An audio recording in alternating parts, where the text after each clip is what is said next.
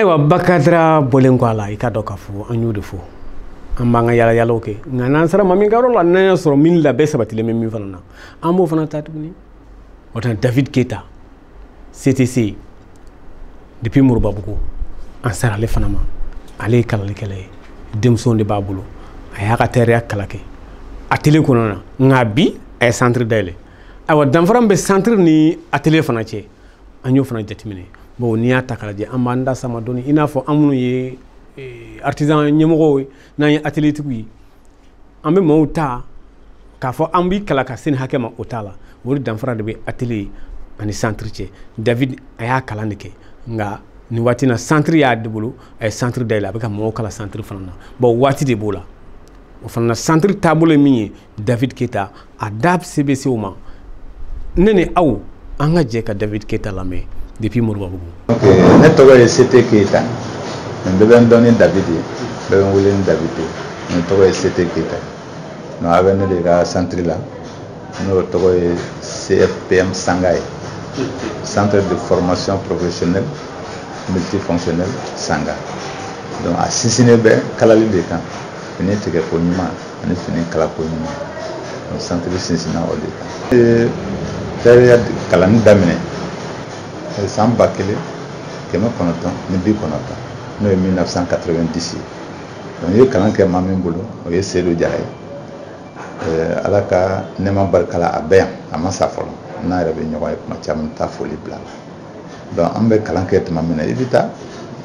n b'a fɛ ka kalali dege donc ni ne patron bɛnna la i kɔni bɛ taa i bɛ t'i jɔ ka patron lajɛ ɲininkali t'aw ni ɲɔgɔn cɛ n'a bɛ tracer la i b'a suivre n'a bɛ montage la i b'a suivre donc n'a bɛ tigɛli la i b'a suivre fo ka taa fɔ k'i ye faamuli kɛ donc ne ye n ka kalan kɛ o cogo la donc n'i y'o kalan lajɛ ani an bɛ tableau min kan sisan k'o lajɛ i bɛ taa sɔrɔ ko danfara bɛ yen kosɛbɛ danfara ka bon parce que ɲɛfɔliba bɛ k'i ye fɔlɔ tableau la i yɛrɛ b'a lajɛ cahier kɔnɔ i b'a kɛ i ye min ɲɛfɔra i ye tableau i b'o kɛ cahier kɔnɔ o cahier bɛ bila ka na direction na directeur b'a corriger ni ɲana nin ma ɲɛ i yɛrɛ bɛ tila ka bila ka taa tableau la maître ye min kɛ i bɛ taa segin o ɲɔgɔn kan donc i bɛ sɔrɔ ka na papier bɛ d'i ma papier o ye fini la da nɔgɔma ye donc i b'i ka sifilɛli k'o kan i b'i ka kimɛni k'o kan fɔlɔ yanni i ka se bague yɛrɛ ma parce que ni ciseau donna bague la dɔrɔn n'a y'a sɔrɔ a ma ɲɛ o ye bague yɛrɛ tiɲɛlen ye c'est pourquoi an bɛ prudence ta k'a kɛ papier kan fɔlɔ a ye min tracer n'o ɲɛna ni fiɲɛ foyi t'a la yamaruya bɛ d'i ma i ka yɛlɛ fini mugu yɛrɛ kan sisan k'a tigɛ ani k'a kala k'a ban centre n'i b'a dayɛlɛ sariya dɔ bɛ an ka jamana kɔnɔ i kan ka tɛmɛ sariya min fɛ i kan ka tɛmɛ sira min fɛ donc an y'o siraw taama fɔlɔ service d'hygiène an ye olu sira bɔ an b'a fɛ ka centre baara daminɛ yɔrɔ min na an ye olu sira bɔ olu nana yɔrɔ lajɛ k'a lajɛ n'a y'a sɔrɔ ɲɛgɛn minnu bɛ yen kalan bɛ se ka k'a kɔnɔ sutura bɛ se ka k'a kɔnɔ k'a sɔrɔ a ma degun lase mɔgɔ ma olu ye yamaruya papier di an ma ko an yamaruyalen don ka baara kɛ o kɔfɛ an ye demande kɛ ka ci gouverneur ma walasa ka yamaruya sɛbɛn ɲini an ka se ka centre in dayɛlɛ gouverneur ye yamaruya di n'o ye autorisation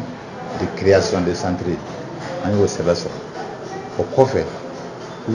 ouverture tilala ka di an ma n'o ye agrément yɛrɛ ye ka an yamaruya ministère de l'emploi et de la formation professionnelle fɛ o agrément o dira an ma donc an bɛ ka baara kɛ hali 2016 an ye école de fɔlɔfɔlɔw sɔrɔ ka bɔ FAWPA yɔrɔ mɔgɔ 12 an ye convention k'an ni ɲɔgɔn cɛ donc convention bɛ dilan cogo min na centrew ni gouvernement ni ɲɔgɔn cɛ an y'o hakɛw bɛɛ dafa o formation kɛ k'a ban ka taa rapport déposer FAWPA la donc n'i y'a ye olu ka école de kɔni bɛ na centre o centre la kana ɲininkali kɛ dɛ i kan ka tɛmɛ sira minnu fɛ i kan ka papier minnu ɲini sɛbɛn minnu ɲini walasa i ka centre ka lakodɔn i y'o baara kɛ ka se a dan na n'o tɛ u ka école tɛ taa donc an b'o minɛ kɔnɔ ala barika la kalan in ye san 3 ye n'a y'a sɔrɔ i ye baara kɛ a kɛcogo la ka moyen sɔrɔ pratique la parce que n'i ko moyen a kuru bɛ di 20 sara o 20 sara donc n'i ye temps sɔrɔ pratique la n'o ye baara fin yɛrɛ la donc i bɛ se ka yamaruya ka taa classe wɛrɛ la donc a ko b'o cogo la n'i y'o san 3 dafa i ka sɛsɔrɔli sɛbɛn bɛ dilan k'a d'i ma ko i ye CFM baara kalan kɛ ka se a dan na wa i ni yamaruya sɛbɛn ka kan an bɛ trimestre kɛ o kɔrɔ kalo saba o kalo saba an bɛ kiimɛni kɛ ka lajɛ an ye kalan min d'u ma ni u k'u y'a faamu théoriquement n'o ye kalanjɛ ye u ka taa a waleya mansin yɛrɛ kan n'u taara a waleya sisan donc bɛɛ b'i ka fini kala ka ban ne yɛrɛ bɛ n sigi ka kelen tigɛ k'o kala k'o ban bɛɛ jɔlen ɲɛna n b'a fɛ a finition ka kɛ min ye a fini bannen ka kɛ cogo min na n b'o bɛɛ kɛ k'a passer ka na da tabali sanfɛ n b'a fɔ sisan bɛɛ ka taa mansin na sisan bɛɛ ka ne ladege n b'a kɛ ten donc ni bɛɛ taara i ka fini tigɛ k'a kala k'a passer k'a ɲɛ scotch bɛ di bɛɛ ma i b'i tɔgɔ ni jamu kala i bɛ niveau min na i b'o kala i bɛ na bila direction o finiw de to ne fɛ ne fana b'a ta sisan n ye fini min kala k'o bila ani école ye min kɛ k'o danfara lajɛ i ni kuru hakɛ min ka kan o de bɛ d'i ma ni 20 ka kan 20 bɛ d'i ma ni 19 ka kan o bɛ d'i ma fo ka taa fɔ ko i ka baara yɛrɛ ma ɲɛ i ni temps yɛrɛ ma kan donc o trimestre bɛ kɛ siɲɛ 3 san kɔnɔ donc ni e ma se ka temps sɔrɔ nin si la fo ka taa san 1 in dafa e bɛ redoubler parce que pratique la i tɛgɛ ma jɛ fɔlɔ donc a bɛ ɲini fɛ i ka segin o niveau kan walasa i tɛgɛ ka se ka jɛ i ka se ka point sɔrɔ min bɛ se k'i yamaruya ka taa classe wɛrɛ donc mɔgɔ bɛ redoubler depuis i bɛ don o bɛ f'i ɲɛna donc i bɛ don o kan fana danfara ye min ye niveau 1 o kɔrɔ mɔgɔ minnu nalen kura dɔn n'u tɛ foyi foyi dɔn kalali la u b'a fɛ k'u dege minnu ye mɔgɔ kuraw ye minnu talen don walasa olu ka se ka bolo don kalali la san fɔlɔ kɔnɔna na o de olu de tɔgɔ dara ko niveau 1 mɔgɔ niveau 2 o ye minnu ye kalan kɛ ka se sɔrɔ o kɔrɔ o ye baara min kɛ san fɔlɔ kɔnɔ o b'u yamaruya u ka taa san 2nan école la donc olu de bɛ wele niveau 2 donc niveau 3 mɔgɔ minnu fana ye kalali kɛ san 2nan kɔnɔna na ka se sɔrɔ ni u bɛ se ka yamaruya ka taa san 3nan la donc olu minnu ye o se sɔrɔli fana baaraw kɛ olu de kɛra niveau 3 mɔgɔw ye o de y'a ko sigi cogo di fɔlɔ bɛ Sangarebugu la Serebugu la k'a ɲɛsin Farabulon ma o de ye fɔlɔ ye donc an bɛ min kɔnɔ sɔgɔmada in na o ye 2nan ye o sigilen bɛ Murabugu k'a ɲɛsin Bolobana ka misiri ma mɔgɔ minnu kalanna n'o ye garisɛgɛ sɔrɔ ka taa école la ka kalan kɛ olu ka kalan di cogo ani minnu tɛ se ka hali u tɔgɔ sɛbɛn olu fana ka kalan di cogo an y'olu jateminɛ donc minnu kalanna ni sɛbɛnni bɛ kɛ tuma min na sinsin bɛ kɛ kalanjɛ kan u k'a ta u ka cahier kɔnɔ walasa n'u bɔra yen u ka se k'u hakili jigin a la nka minnu ma garisɛgɛ sɔrɔ ka taa école la fini bɛ ci cogo min na an bɛ sinsin o de kan ruban sumani bɛ kɛ cogo min na mesure bɛ ta cogo min na an bɛ sinsin o kan kosɛbɛ parce que n'i ma kalan an ka fɛn fɔlɔ an bɛ ruban kalan k'i kun sumani bɛ kɛ ni juru min ye o de ye ruban ye donc an b'o de ta k'o kalanni di ma ka daminɛ 1 2 3 fo ka taa se 150 donc n'a y'o kalan k'i kun n'i ye mesure ta sisan n'i ye client mesure ta sisan mesure bɛ tila cogo di k'i to ruban yɛrɛ kan k'a sɔrɔ i ma biki ta an b'o fana kalan k'o kun n'i ye kamakun ta kamakun kan ka kuru siɲɛ 2 i bɛ ruban da ɲɔgɔn na siɲɛ 2 donc n'i ye chiffre min sɔrɔ n'i ye numéro min sɔrɔ o kɔnɔna na n'i bɛ na i ka trace kɛ i b'a dɔn i kan ka latigɛ dan o yɔrɔ la n'i ye 10 ta 10 kan ka tila siɲɛ 4 a bɛ tila siɲɛ 4 ruban na cogo min na o fana bɛ ɲɛfɔ ruban bɛ da ɲɔgɔn na siɲɛ 4 n'o bɛnna min ma n'i b'i ka latigɛ ci i b'a k'o cogo la o de y'a to an bɛ se ka minnu ye école kɛ o minnu ma école kɛ o an bɛ se k'u bɛɛ kalan wa bɛɛ bɛ se k'i ka baara kɛ k'a ɲɛ k'u to centre in cɛman b'a la musoman b'a la nka centre bɛ cogo min o don min na i ko bi cɛman ye mɔgɔ 3 de minnu bɛ ka kalali de kelen bɛ kilasi 3nan na o bɛ tila ɲina tɔ 2 bɛ kilasi fɔlɔ la a muso de ka ca kosɛbɛ. est-ce que danfara bɛ centre ni aw minnu y'a pratique kɛ danfara b'u cɛ danfara belebeleba mun na i nana i bɛ ka baara dege patron dɔ bolo min tɛ centre ye client mana na ni fini min ye patron bɛ wuli k'i k'o de kan a ka mesure talen o kan foyi tɛ ɲɛfɛ e kɔni jɔlen bɛ k'a lajɛ donc baara bɛ k'o cogo la mais centre la i b'i labɛn fɔlɔ de tɛrɛya mun de don n'a fɔra ko tɛrɛ jɔn de don fini yɛrɛ mun de don fini bɛ dilan cogo di fini suguya joli bɛ se ka sɔrɔ an ka sugu kɔnɔ donc o fini ninnu fana olu dilanla cogo di fini ninnu valeur bi cogo di fini bi bɔ mun ni mun na an bɛ nin détail bɛɛ de di centre kɔnɔ pour que yanni denmisɛnninw k'u tɛgɛ don fini yɛrɛ la k'u b'a tigɛ o k'a sɔrɔ u ye faamuli dɔ sɔrɔ bagi yɛrɛ kan nka n'i bɛ taa atelier kɔnɔ ka taa a dege finijɛ yɛrɛ kan olu ɲɛfɔliw tɛ yen donc caman bɛ yen u b'u ka denbaya balo a ka ca san 30 ye k'ale lamɛn olu tɛ nin wo misɛnninw dɔn a kɔnɔna na donc o de ye danfara ye c'est pourquoi an ye minnu kalan n'an b'u bolo nɔ dɔn an b'a dɔn hali ni ne tɛ yen n ye kalan di cogo min na a bɛ se ka o ɲɔgɔn kɛ ka dɔnniya di mɔgɔ wɛrɛ ma donc an b'olu ta k'u bila baara la pour que an ka se ka taa Énergie TV lamɛnba ni o lajɛba an b'o bɛɛ fo ka tila ka wele bila o bɛɛ kelen ma an kɔni labɛnnen don ka dɔ bɔ jamana ka donni na ka dɔ bɔ denmansaw ka donni na sabu n'i ye kalanko jateminɛ an ka jamana kɔnɔ an bɛ don min na i ko bi minnu ye kalan kɛ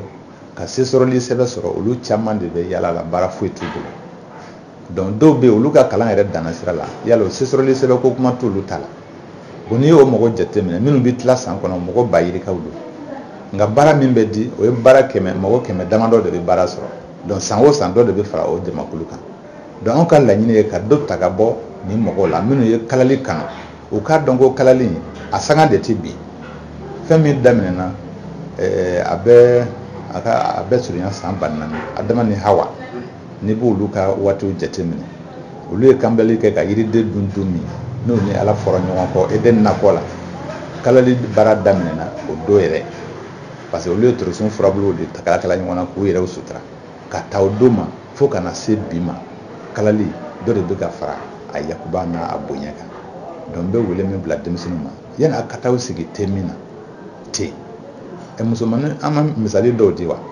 u ye kalan kɛ k'a ɲɛ o de kosɔn u talen don centre kɔnɔ donc u bɛ baara kɛ u bɛ taa ko professeur et n'i y'o minɛ sɔrɔ ka ban maa min bɛ taa bureau kɔnɔ e fana bɛ ka taa i ka baarakɛyɔrɔ la mun b'aw ni ɲɔgɔn cɛ a bɛɛ tɛ baara la o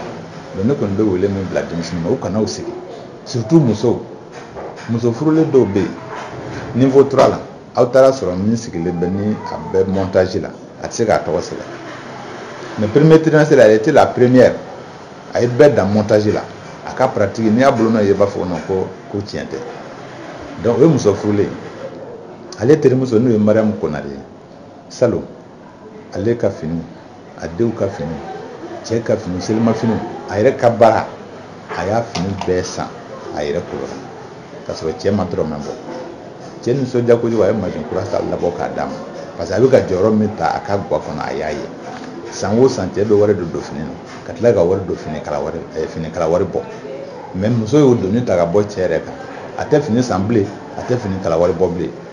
a bɛ taa fɛn misɛnninw yɛrɛ kɛ min ni finiko yɛrɛ tɛ kelen guwa kɔnɔ donc wele bɛ bila musow ma wele bɛ bila denmisɛnninw ma an ka sifin minnu ma baara sɔrɔ ou bien u ma garisigɛ sɔrɔ u ka taa kalan na u ka na an bɛ se ka min kɛ k'u dɛmɛ walasa dɔnniya min b'an bolo an k'o tila an ni ɲɔgɔn cɛ yanni an ta waati cɛ an b'o wele bila u ma donc kalali sagan tɛ bi tailleur min t'a fɛ ka taa ɲɛ e de sagan bɛ bi fo i ka a ɲɛɲini ka fɛn kura dɔw dabɔ i yɛrɛ ye walasa mɔgɔw ka ɲɛbɔ i fɛ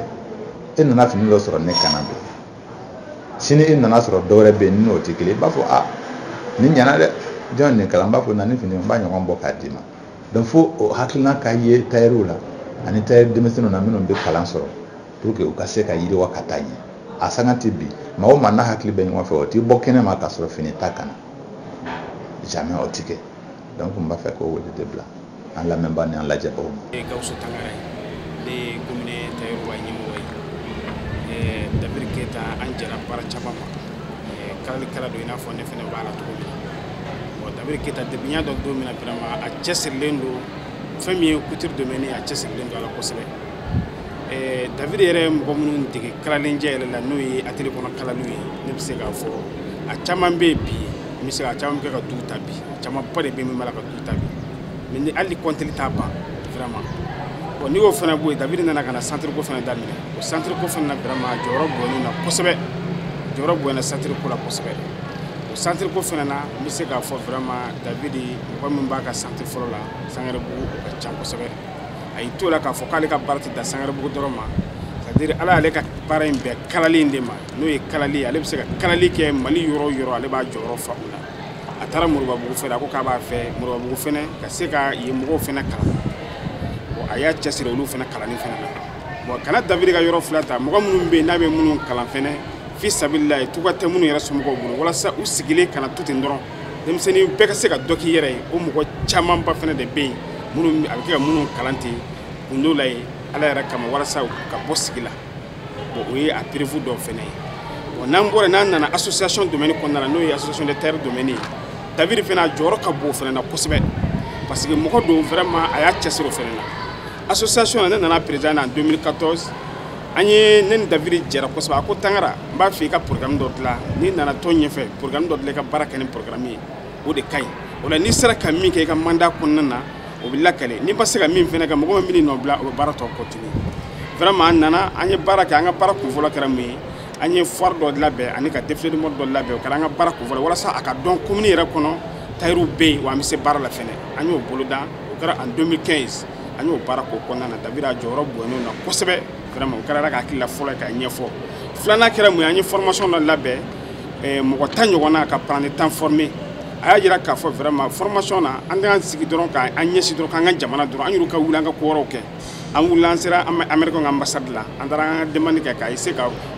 formation dɔ ɲini ka projet dɔ monter ka taa déposer ala barika la o projet o y'an dɛmɛ ni 4 millions ye olu fɛnɛ y'an dɛmɛ dɔɔni y'a jɛ 4 millions na walasa an ka se ka mɔgɔ 10 ninnu an ka se k'olu former bon vraiment an y'o baara fɛnɛ kɛ o baara kɔnɔna na fɛnɛ o wari tɔnbelen vraiment a kɛra wasa ye parce que an y'a formation kɛ cogo to projet monter cogo min na wari nane fɛnɛ baara kɛra o kɛcogo fɛnɛ na bonya ni karama fɛnɛ kɔnɔ bon a y'a yira fɛnɛ k'a fɔ nin baara sen fɛ il faut que ale ka mɔgɔ dɔ ta association kɔnɔ dɔw ka se ka tailleur formation centre domaine fɛnɛ dɔn a ye mɔgɔ 2 ta ne yɛrɛ b'o la Dawuda Kulubali b'o la an ka se ka fara ale kan an ka se ka centre domaine fɛnɛ dɔn an y'olu ka se ka cours di centre la bon o la o kɛra an y'olu siɲɛ fɔlɔ ye ka don couture domaine na ka se ka kɛ formateur ye centre la bon David an y'o jɛra k'o baara kɛ ɲɔgɔn fɛ bon o sen fɛ ne yɛrɛ continuera ka se ka centre domaine ɲɛdɔn fo an bɛ don min na bi ne yɛrɛ bɛ centre belebelebaw labɛn n bɛ kɛ ka baara kɛ ala ni David Keita sababu la bon fɛnɛ tɛmɛnen kɔfɛ David fɛnɛ tilala a ma da o dɔrɔn ma ko Sangarebugu min fɛnɛ kɛra n'ale sigiyɔrɔ ye k'an ka fɛɛrɛ kɛ fɛnɛ ka se ka exposition dɔ labɛn Sangarebugu foire ni défilé dɔ fɛnɛ labɛn Sangarebugu an ka se k'o fɛnɛ kɛ an y'o kɛ Sangarebugu mairie kɔnɔ an ye tile damadɔ k'o la ka se k'o baara kɛ o fɛnɛ kɛra bonyaba belebele bon David ye mɔgɔ dɔ ye vraiment n'an y'a ta Mali yɛrɛ kɔnɔ ni y'an ye Mali yɛrɛ ta bi tiɲɛ yɛrɛ la couture domaine na David a jɔyɔrɔ ka bon a la kosɛbɛ parce que n'i y'an ka union ta bi union premier vice président o de ye David ye commune 1 n'i ye Sangarebugu ta bi Sangarebugu fɛnɛ o tailleur ka ɲɛmɔgɔ fɛnɛ don bon n'i ye centre ko domaine fɛnɛ ta centre ko domaine fɛn o fɛn k'a daminɛ Kati Kulukoro a bɛ caman dɔn a bɛɛ lajɛlen na David bɛ bɔ a bɛ taa formation kɛ région caman na bon o bɛɛ kun ye ka se ka mɔgɔ caman bɛ yen k'u bɔ fili caman na mɔgɔ caman bɛ se ka ɲɛtaga sɔrɔ baara taabolo la cogo min bon ne ko n bɛ kuma David kan bi c'est à dire n b'a fɔ vraiment David ye tailleur bɔ dibi la quoi k'a bila yelen na quoi a y'a bɔ dibi la k'a bila yelen na parce que mun na parce que adamaden mɔgɔ ma y'i yɛrɛ da mɔgɔ de ka k'a fɔ i ye min ni min kɛ mɔgɔ de ka k'a fɔ bon kɛrɛnkɛrɛnnenya la an b'aw yɛrɛ fo parce que aw jɔyɔrɔ ka bon kosɛbɛ Cissé e n'i ka délégation an b'aw fo parce que mun na depuis e yɛrɛ nana radio la ka na Énergie TV la vraiment i jɔyɔrɔ bonyana i ma tulonkɛ artisan ka ko la parce que i y'a yira k'a fɔ e yɛrɛ artisan ye i ye électricien ye mais radio baara ala y'a diya i ye ala y'a da i dakan na k'a i bila a la vraiment e fɛnɛ tɛ se ka ɲinɛ artisan kɔ tailleur ka ko mana wuli fan o fan i bɛ taa la i tɔgɔ jugu fɔra la i tɔgɔ ɲuman fɔra la i ko ala ye ka baara bɛn nin de ma e b'a kɛ a kɛcogo la vraiment an b'o foli kɛrɛnkɛrɛnnen kɛ aw ye parce que n'i y'a ye i ka baara ɲɛna i ka taabolo ɲɛna i ka ja ani ka baara kɛta k'a ta k'a warakata diɲɛ ɲɛfɛ aw de sababu b'o kɛ bon an b'o foli kɛrɛnkɛrɛnnenba de kɛ aw ye parce que an bɛ dugawu de kɛ énergie ɲɛmɔgɔba ye a ka se ka nin dɔn aw ye a bɛ cɛsiri minɛ jamana in kɔnɔ a k'a dɔn aw ye vraiment ala ka n'a kɛ ɲɛmɔgɔ ala ka n'u kan bɛn vraiment an bɛ dugawu de kɛ vraiment ala ka ɲɛmɔgɔ ala kana jugu foyi don a n'a cɛ hali n'ala ko k'a bɛ jugu da déjà ala ka daɲuman don a la min b'a fɔ k'aw bɛn vraiment a bɛ ka nin baara in ala k'a taa ɲɛ ala k'a sankɔrɔta an b'a ɲini centre tigiw fɛ centre tigiw dɔrɔn tɛ bolola baarakɛla mɔgɔ o mɔgɔ ko entreprise b'i bolo n'i bɛ se ka na Énergie TV la i ka na an bɛ don min i b'a fɔ bi olu bɛ kɛ ka taabolo kura min ta bolola baarakɛlaw ye ani entreprise baw ye vraiment u b'a fɛ an ka jamana bolola baara k'a bɔ nɔgɔ la bon an b'o weleweleda fana bila vraiment c'est à dire ninnu filɛ cɛsiri min na nin ye an k'u encourager k'a fɔ de i n'a fɔ musaka giriman b'a la musaka giriman t'a la a kɛ kun ye jamana baarakɛlaw ɲɛnamaw ka se ka dɔn a ka dɔn k'a fɔ wariko tɛ sanuko tɛ mais anw minnu bɛ yen n'an ye baarakɛlaw n'an dogolen don a kɛ kun ye an ka se ka da kɛnɛ kan Cissé an b'i fo de i ka baara na dɛ vraiment ala ka kɛ sini kɛnɛ i bolo da kura min bɛ ne bolo ka fɔ David ka ko la o de ye nin ye a ka to bolo sallallahu Muhammad Bon, qui peut me citer les mesures de la robe plate? Pour confectionner une belle robe plate, qui peut citer les mesures? Oui. Sympa là. La première mesure. Tour de cou. Tour de. Tour de cou. Épaule. Épaule. Tour de poitrine. Tour de poitrine. Tour de taille. Tour de taille. Tour de hanche. Tour de hanche. Hauteur de taille. Hauteur de taille. Épaule de sein. Épaule au sein. Entre les seins. Entre seins. Longueur totale. Longueur totale. Très bien. Acclamez. aywa ni waati la sa énergie jabar ni flabaw ay mi soro ka yoro la ni waati na wodi ni ambe duwo ke nyoy ala ka samiya ja ala ka jinman dama ala ka jamana lakana wota ne ba fo ko kambe je wati wore